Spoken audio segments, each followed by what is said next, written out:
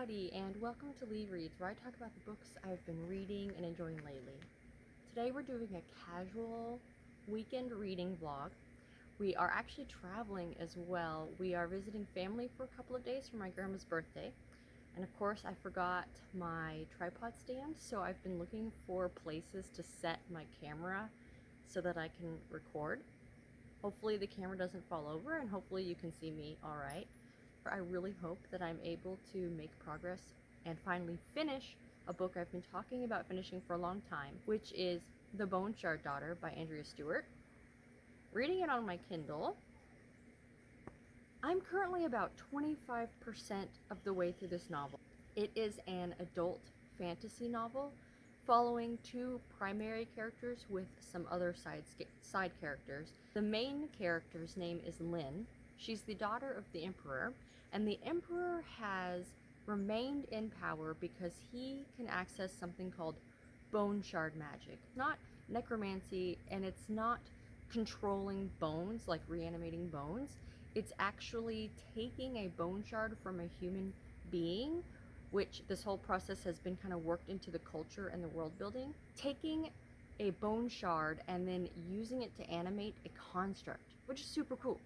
But it's not like these constructs can blend in with society. You can tell that they're different and that they're a construct, and it's not even necessarily like a normal creature. It could be an amalgamation of different kind of things. Anyway, Lynn is desperately trying to learn how to do this bone shard magic from her father so that she can rule in his place, and she's sort of set against her adopted brother because Lynn is trying to recover from some illness that gave her severe memory loss. She doesn't remember very much about her past. The other primary character is Jovis. He is a man that is looking for his missing wife. All he knows is she was abducted and he saw a ship with blue sails sailing away, and he's been after her ever since. And to do that, he's been doing a little bit of smuggling, mostly because it allows him to go from island to island, searching for her. The problem was he couldn't afford the vessel that he's sailing in. He has a really bad debt against someone that's after him to collect. He's trying right now to keep one step ahead of the people who are after his hide, and he sort of accidentally steps into the activities of a group of people who are against the Emperor. There's a group of people who don't want their bone shards to be taken, to be used for this magic, against an enemy that the Emperor keeps saying they're out there, they're gonna come back, they're gonna return, we have to be ready to fight them. And the populace is like, where is this enemy? They're gone, what are you talking about? But are they gone? I don't think they're gone. That's where I'm at right now. So 25% of the way through, and a lot has happened so far. I'm one of the first people up in the house this morning, so I should have some time to do some reading. Anyway, I should probably go read. I desperately need some coffee. It's been a long couple of days, and I will check back in once I've managed to make some progress, which hopefully will be later today.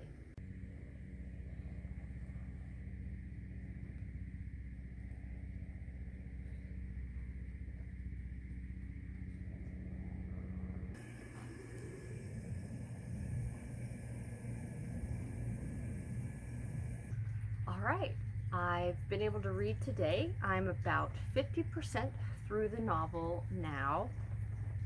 I really like Jovis's character, who I keep wanting to call Jorvis. I mentioned the two main characters, Lynn and Jovis. Lynn is starting to take matters into her own hands. She's sort of getting impatient with waiting for her memories to come back and waiting for her father to trust her enough to teach her. And she is being very daring and doing things to try to advance her own education in the art of the bone shard magic, which is really cool.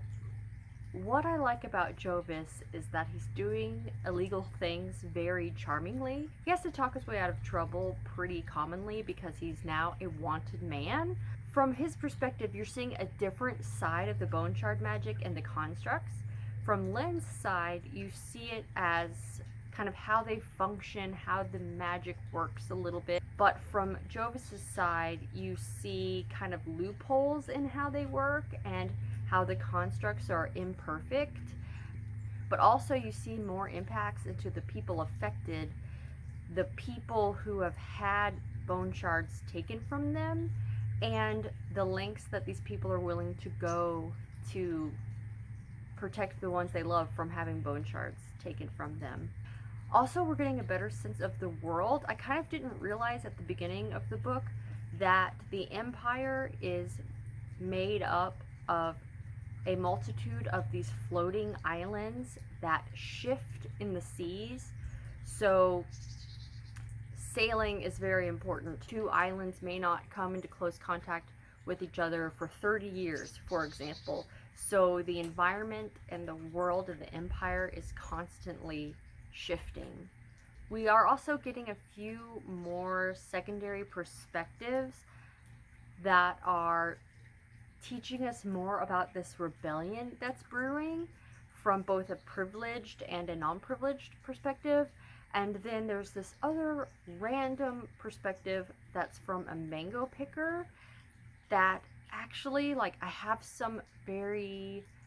a couple of different thoughts as to why this perspective is included, and I'm really interested to see if it pans out how I think it might. I don't know. I'm really enjoying it so far. The magic system is unique, and it seems like it's a hard magic system that has rules, but we're still learning them with the characters. There's this outside threat of this ancient enemy, the Alonga, returning.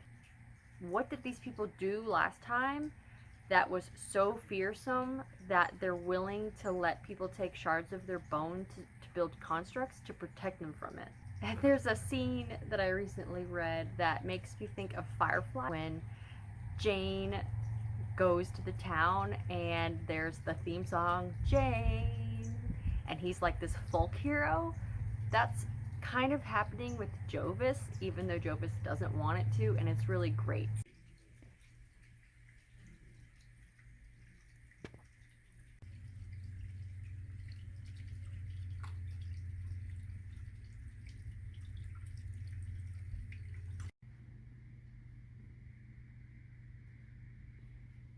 Good morning. I am about 62% of the way through now. In my last update, I was talking about how I liked that the bone shard magic was structured, and it's a magic system of rules. And then basically immediately after that, when I started reading, we started getting introduced to another type of magic system that is definitely not rules based so far as I can tell. There's a little bit of both types of magic present in this story, and unexpected things are beginning to happen it's really amping up the character motivation and the tension, and making the plot like more interesting because bizarreness, like things I was not expecting. It's 9 o'clock. And with that, I'm going to keep reading. I may not check back in until I finish at this point because it's all going to be climax of the plot. So, yeah. You hungry? Come get some. You put deer feed out. Come on up. Come eat.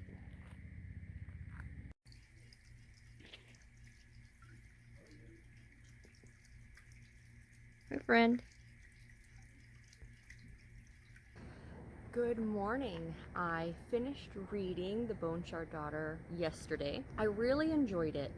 In the latter half of the novel, the plot and the tension really amped up because, as I mentioned earlier, some unexpected things began to happen. I like how the story resolved with the various character threads coming together or playing off of each other. I picked up on some of the hints that the author was giving about things that might happen, but I didn't pick up on all of it, so it was refreshing to still be slightly surprised by how some of the things resolved. I really enjoyed Jovis's character. He has an abundance of personality that jumps off of the page, and the metaphors and how he thinks to himself and how he explains his motivations kind of just make you chuckle. He's just a guy that you would like, you know, kind of really quick-witted out of necessity. That highlights the difference in the narrative style from Lynn's perspective. Her perspective feels a lot more distanced and brief compared to how Jovis is written. Comparing the two, you can tell that the author has done it on purpose, that it was a narrative decision. Considering what has happened to Lynn and what you learn about the character, that narrative decision really makes sense. And I appreciate how the author did that stylistic difference. The other perspectives that we're following throughout the story do enhance and add to the plot.